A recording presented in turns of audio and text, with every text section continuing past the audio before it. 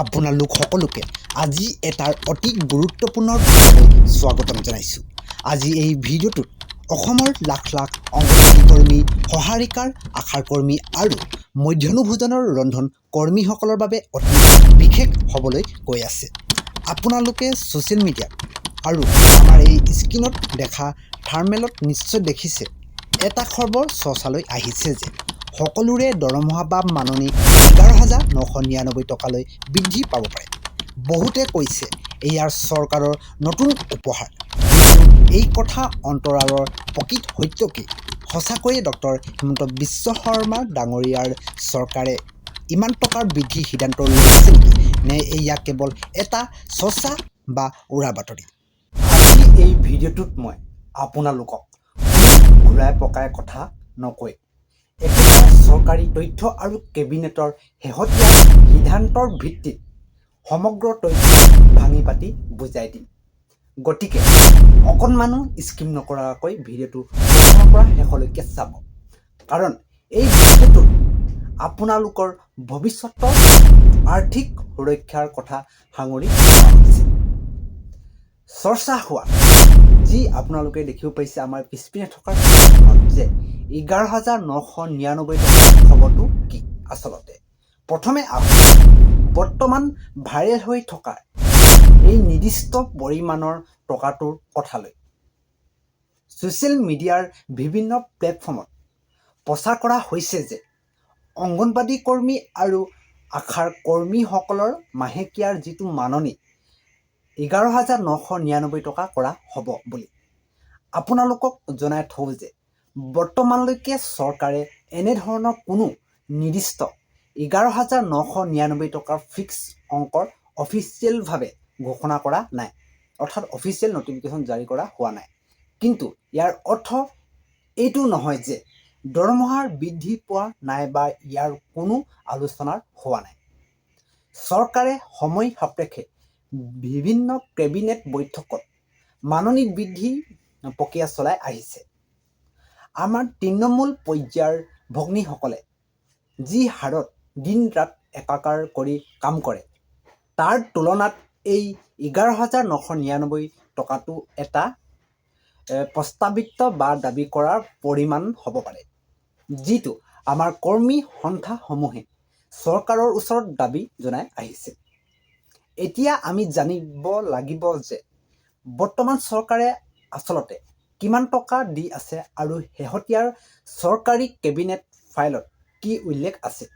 চাওক, বৰ্তমান দৰমহা আৰু শেহতীয়া কেবিনেট সিদ্ধান্ত অনুসৰি বন্ধুসকল, আহক আমি বাস্তৱিক চৰকাৰী তথ্যখিনিলৈ চকু ফুৰাওঁ। এতিয়া অসম চৰকাৰে অলপ শীতাতে লোৱা কিছুমান সিদ্ধান্ত অনুসৰি ধাপে ধাপে মাননি বৃদ্ধি কৰিছে অংগনৱাড়ী কৰ্মী। অসম চৰকাৰে পূৰ্বতে দি থকাৰ মাননিৰ লগত অতিৰিক্ত 1,500 টকা অৰ্থাৎ 1,500 টকা ৰাজ্যিক ইনচেণ্টিভ বৃদ্ধি কৰি এই ধনৰাশি 8,000 টকালৈ উন্নীত কৰিছে। অংগনৱাড়ী সহাৰিকাৰসকলৰ বাবেও চৰকাৰে 750 টকাৰ বৃদ্ধি কৰি বৰ্তমান মুঠ 4,000 টকাৰ মাহিলী লাভ কৰাৰ ব্যৱস্থা কৰি দিছে। আশা কৰ্মীলৈ যাওঁ এতিয়া। আমাৰ গ্ৰাম্য স্বাস্থ্য ব্যৱস্থাৰ মূল মেৰুদণ্ড আশা কৰ্মীসকলৰ ফিক্স মাননি 3,000 টকাৰ পৰা 4,000 টকালৈ বৃদ্ধি কৰা হৈছে। ইয়াৰ উপৰিও তেওঁলোকে কেন্দ্ৰীয় চৰকাৰ আৰু বিভিন্ন স্বাস্থ্য অভিযানৰ অধীনত অতিৰিক্ত কামৰ ভিত্তিক ইনচেণ্টিভ লাভ কৰে।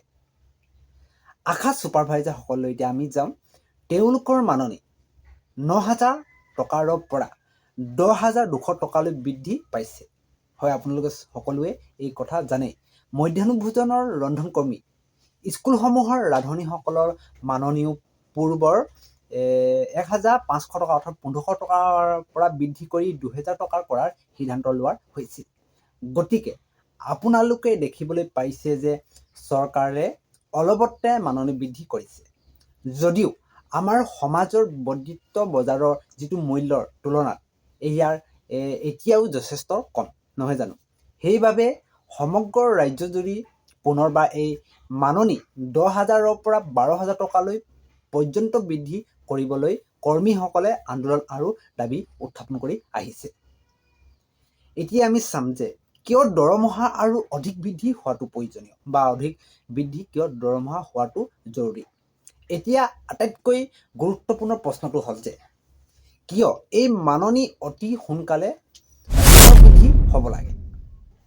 বন্ধুসকল, আপোনালোকে ভাবি চাওক যে আজিৰ দিনত বজাৰত যিটো বস্তুৰ দাম ক'বলৈ গ'লে বা চাওক, চাউল, দাইল, তেলৰ পৰা আদি কৰি ল'ৰা ছোৱালী পঢ়া শুনা খৰচ আকাশলংঘী হৈ পৰিছে।